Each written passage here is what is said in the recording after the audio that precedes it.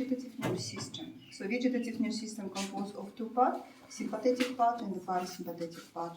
So sympathetic part is mainly formed by the sympathetic trunk and the nucleus of the sympathetic nervous system present in the spinal cord, in the segments of the spinal cord from each cervical up to second lumbar segment of the spinal cord. In the lateral horn, we have the nucleus intermedia lateralis. From this nucleus begin the wide communicating rami, which is covered by the myelin sheath, and this rami enter into the ganglion of the sympathetic trunk. And then from the ganglion of the sympathetic trunk begin the gray communicating rami, which pass along the spinal nerve, and this rami not covered by the myelin sheath, and we call this rami gray communicating rami. Sympathetic trunk. The sympathetic trunk is divided in four parts. And it's formed by the ganglions. We have the cervical part, which formed by the 3 ganglions. We have thoracic part, which formed by the 12 ganglions. We have lumbar part, which formed by the 4 to 5 ganglion, and we have sacral part, which formed by the 4 or 5 ganglions. Then 2 chain of the sympathetic trunk combine in the pelvic cavity. So these 2 chain combine and form the ganglion impart. This is the ganglion impart. So cervical part of the sympathetic trunk. So first, the cervical ganglion is the largest ganglion, which is present below the base of the skull. This ganglion present between the behind the prevertebral fascia, and the ganglion behind the carotid artery and vagus nerve. The ganglion receive the preganglionic fibers, which is the white communicating rami, and the postganglionic fibers is the gray communicating rami, which pass along the spinal nerve from first to fourth. So the nerves which arise from the superior ganglion, first nerve, it's called internal carotid nerve. This nerve passes along the internal carotid artery, enter into the carotid canal, and it's around the artery from the carotid plexus. From carotid plexus begin carotid tympanic nerve, which supply the tympanic cavity, and then from the internal carotid plexus begin the deep petrosal nerve, which pass through the foramen lacerum. Then it's pass through the pterygoid canal, and together with the greater petrosal nerve, it's formed the nerve of pterygoid canal, which enter to the pterygopalatin ganglion. And then along the branches of the maxillary nerve, the sympathetic fibers reach the mucous membrane and the skin of the nasal cavity, oral cavity, and the face.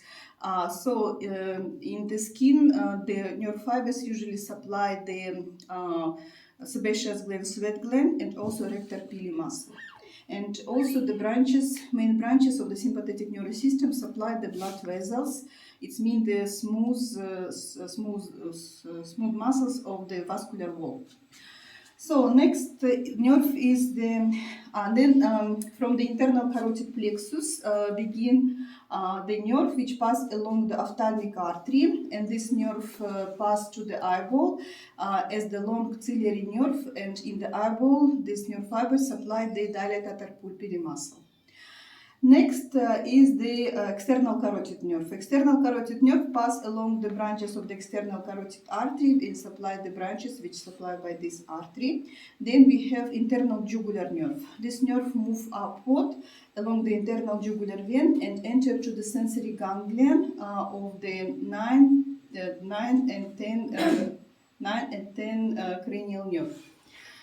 Then we have the nerve which is pharyngeal-laryngeal branches, which pass along the 9 and 10 cranial nerve and form the pharyngeal-laryngeal nerve plexus.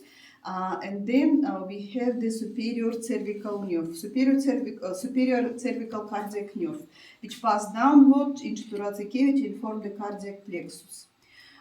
Then medial ganglion of the sympathetic trunk. This ganglion present in front from the fourth cervical vertebra, behind the loop of inferior thyroid artery. It's connected with the superior ganglion by the one branch, and with the inferior ganglion by the 2 or 3 branches. So the nerves which begin from the medial ganglion, it is the gray communicating rami which pass along the 5 and 6 cervical spinal nerve. Then we have the thyroid nerve which pass along the inferior thyroid artery and supply the thyroid gland. Then we have medial cervical cardiac nerve which pass downward and form the cardiac plexus. Next ganglion is the inferior ganglion of the sympathetic trunk. Inferior ganglion of the cervical part of sympathetic trunk usually fused with the first thoracic ganglion, and this fusion formed the stellate ganglion. Stellate ganglion present near the between the transverse process of 7 cervical vertebrae and the first rib, behind the subclavian artery and vertebral artery.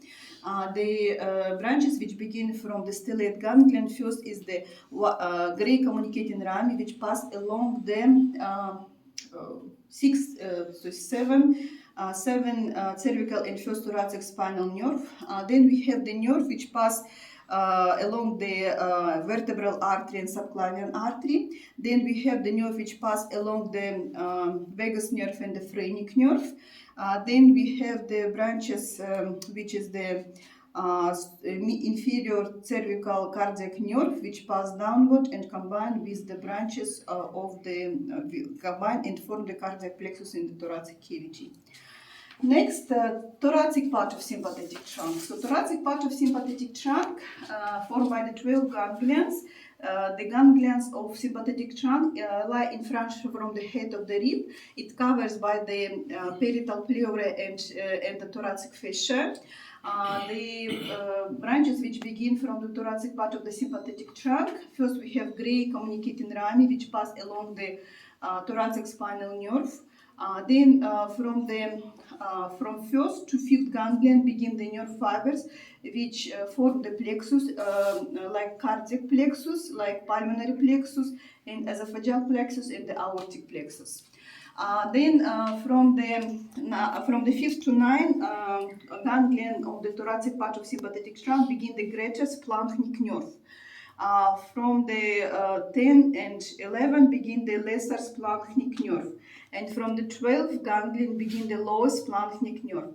This nerve pass downward behind the medial arcuate ligament of diaphragm and enter into the thoracic cavity, and these 3 nerves combine with the celiac plexus. So the lumbar part of the sympathetic trunk formed by the 4 or 5 ganglion. The ganglion present medially from psoas major muscle in front from the body of the lumbar vertebra.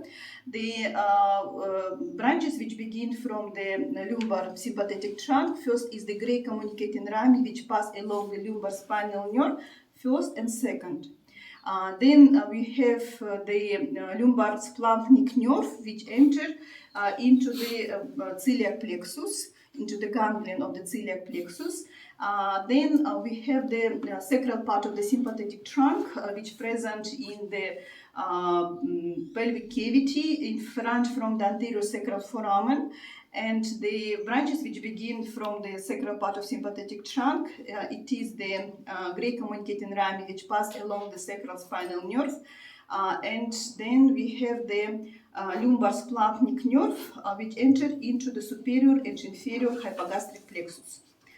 So the vegetative plexus of the abdominal cavity. So in the abdominal cavity along the aorta we have the aortic plexus. This aortic plexus mainly formed by the celiac plexus, then renal plexus, then we have the superior mesenteric plexus and inferior mesenteric plexus. So celiac plexus is the main plexus of abdominal cavity. This plexus present near in front from the celiac trunk. It's formed by the 5 ganglions. We have 2 celiac ganglions, 2 aortorenal ganglion, and 1 unpaired superior mesenteric ganglion. So into the plexus enter greater, lesser, and lower splanchnic nerve, also the posterior vagal trunk and right phrenic nerve. So from the plexus, from the ganglion of this plexus begin the both sympathetic and parasympathetic nerve fibers, which pass along the branches of the celiac trunk and supply organs of abdominal cavity. Then near the beginning of the renal artery, we have the renal plexus, and the branches pass along the renal artery into the kidney, suprarenal gland, and the upper portion of the ureter. Then superior mesenteric plexus present near the beginning of the superior mesenteric artery, and from the ganglion of this plexus begin the nerve fibers which pass along the branches of superior mesenteric artery, and inferior mesenteric plexus present near the branches of inferior mesenteric artery, and the nerve fibers pass along the branches of inferior mesenteric artery. Then in the pelvic cavity, from inferior mesenteric plexus begin the nerve fibers which pass downward, and in front from promontory of the sacrum it's formed the superior hypogastric plexus. And then from the superior hypogastric plexus. From superior hypogastric plexus begin to the two hypogastric nerve, right and left, which move downward and form the inferior hypogastric plexus, which present in the pelvic cavity on the both sides from the rectum. And inferior hypogastric plexus receive the nerve sympathetic fibers from the sacral splanchnic nerve and parasympathetic fibers from the pelvic splanchnic nerve.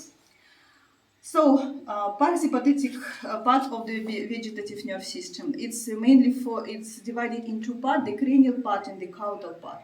The cranial part, the central portion, lie in the nucleus of the cranial nerve, which is 3rd, 7, 9, and 10. The vagus nerve carry the parasympathetic nerve fibers to the organs which present in the region of the neck, thoracic cavity, abdominal cavity, up to the sigmoid colon. Then we have the sacral part or caudal part of the parasympathetic nerve system, which mainly formed by the substantia intermedia lateralis, which present in the sacral segments of the spinal cord, in the 2nd, 3rd, and the 4th. And from this substantia intermedia lateralis begin the parasympathetic nerve fibers, which pass along the anterior branches of the sacral spinal nerve and form the pelvic splanchnic nerve, and this pelvic splanchnic nerve entered into the inferior hypogastric plexus. So when you explain the innervation of the internal organ, so in the part of the neck, you give explanation of innervation, you give explanation like the sympathetic trunk and the vagus nerve. In the thoracic cavity, you give explanation of innervation of the organ, sympathetic trunk and the vagus nerve. In the abdominal cavity, sympathetic trunk and the vagus nerve. And in the pelvic cavity, you say like this, sympathetic trunk and the pelvic splanchnic nerve. So questions. So the first question, the cervical part of the sympathetic trunk. The second question, the other part of sympathetic trunk, which is the thoracic, lumbar, and the sacral. The third question, vegetative plexus of the abdominal cavity. And the last question, parasympathetic nervous system. 4 questions.